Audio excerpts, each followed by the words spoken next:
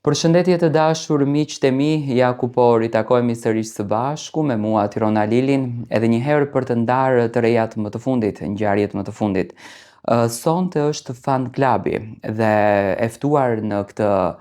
këtë epizod është Brikena Selmani dhe Shëndrit Lumi. Dy banor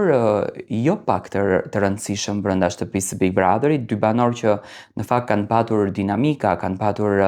polemikat e tyre, kanë qenë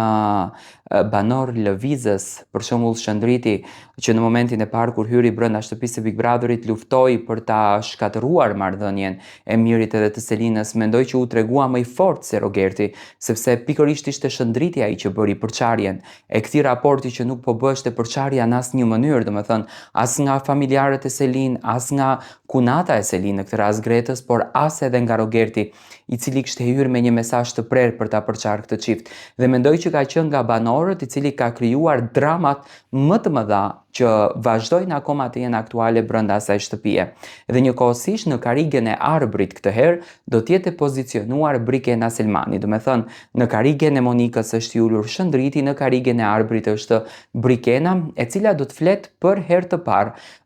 pas daljes nga shtëpia e Big Brotherit. Pyetja që më së shumti është bërë nga ju përse Brikena nuk ka qenë aktive dhe Shëndriti ka qenë aktiv,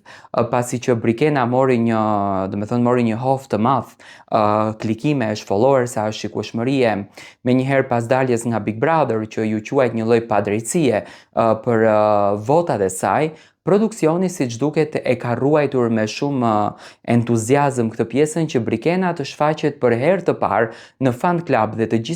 gjithë ekskluzivitetin t'ia dhuroj fan clubit. Brikena nuk do ta thotë sonte që janë marrur votat e saj, përpos që është shumë e lumtur dhe shumë falenderuese për rrugtimin që e ka bërë brenda në shtëpinë e Big Brotherit, por këtë do ta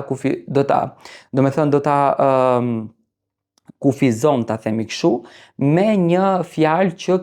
meritonte që të jetë në finale. Mendoj që kjo meritonte që të jetë në finale, është një përgjigje e gjithë atyre pyetjeve: a shkoi Rogerti nëpërmjet mikut, sponsorit, apo ju morën votat e Brikenës dhe ju dhan Rogertit. Me thënë, kjo është ajo që sonte do ta përkufizon. Në raportin me Mateon, ajo që do të dëgjoni, do të befasoheni, Brikena do të flet për raportin në mënyrë të detajuar që nga hyrja e Mateos deri në momentin ku Brikena i tha po, do të thënë deri në momentin të dasmës së tyre. Do me thënë, do t'i prekin të gjitha etapat të kësaj marrëdhënie që në fakt u ndërtua me shumë përkushtim nga ana e Mateos, por me përkushtim të heshtur nga ana e Brikenës. Për të gjitha ato të cilët nuk e besojnë Brikenën, unë e besoj sepse ka shumë femra, për shembull, sipas mendimit tim, të cilat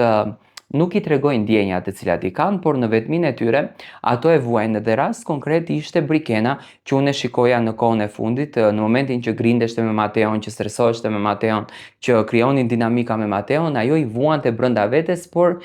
egoja e saj e madhe nuk e lejonte atë që të bie në tokë. Tani si do të duket sonte Brikena, flokët do t'i ketë të lëshuar në shumë të bukura mënyrën e të kreurit, fustani i cili do të vishet sonte nga ana e Brikenës është një fustan i kuq, Shëndriti do të jetë me një kostum, por një kostum modern, do të jetë shumë modern brenda këtij formatit, ku Brikena do të ketë edhe një falënderim për të gjithë ndjekësit, për të gjithë suportuesit e saj, që